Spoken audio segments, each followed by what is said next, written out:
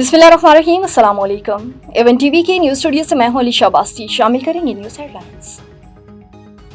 गजा के मामले पर बड़ी पेशरफ्त हुई। बटकोफ ने बताया कि गजा का मसला हल होने के करीब है। अमेरिकी सदर डोनाल्ड ट्रंप ने कहा, ईरान को यूरेनियम अफसूदगी की इजाजत नहीं दी जा सकती। जंगबंदी सबकी कामयाबी है। सीज फायर पर अच्छे तरीके से अमल जारी। ईरान में अहम कामयाबियां हासिल की। फर्दो जौहरी तंसीबात पर तबाही के सिवा कुछ नहीं। 30 मंजिल नीचे तंसीबात तबाह की। CNN गलत बातें फैला रहा है, इसे बहुत कम लोग देखते हैं। खुफिया रिपोर्ट लीक होने की तहकीकात कर रहे हैं।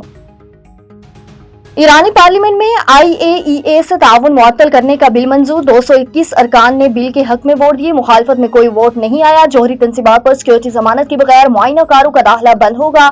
एक और ईरानी कमांडर शहादत की खबरों के बाद मंजर आम पर। ब्रिगेडियर जनरल इस्माइल कानी फतह के जश्न में शरीक हुए। वीडियो जारी।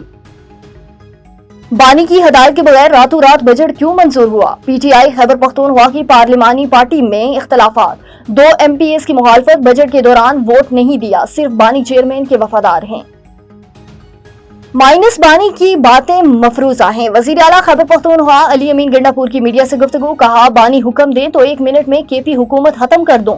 बानी से मुलाकात कराने के लिए गंडापुर का सुप्रीम कोर्ट से रुजू। जस्टिस मंसूर अली शाह की अदालत में दरख्वास्त। आपने गलत दरवाजा खटखटाया। जस्टिस मंसूर अली शाह के रिमार्क। कहा, कुछ नहीं हो सकता, रजिस्ट्रार या चीफ जस्टिस से रुजू करें।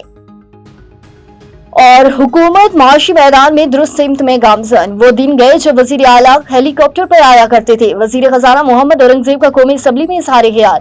कहा, नए बजट में आवाम के लिए आसानियां पैदा की गई हैं। न्यूज स्टूडियो से फिलहाल के लिए इतना ही। मजीद किसी भी खबर से बाखबर रहने के लिए देखते रहिए A1 TV। A1 TV, सब पे नजर, अंदर की खबर।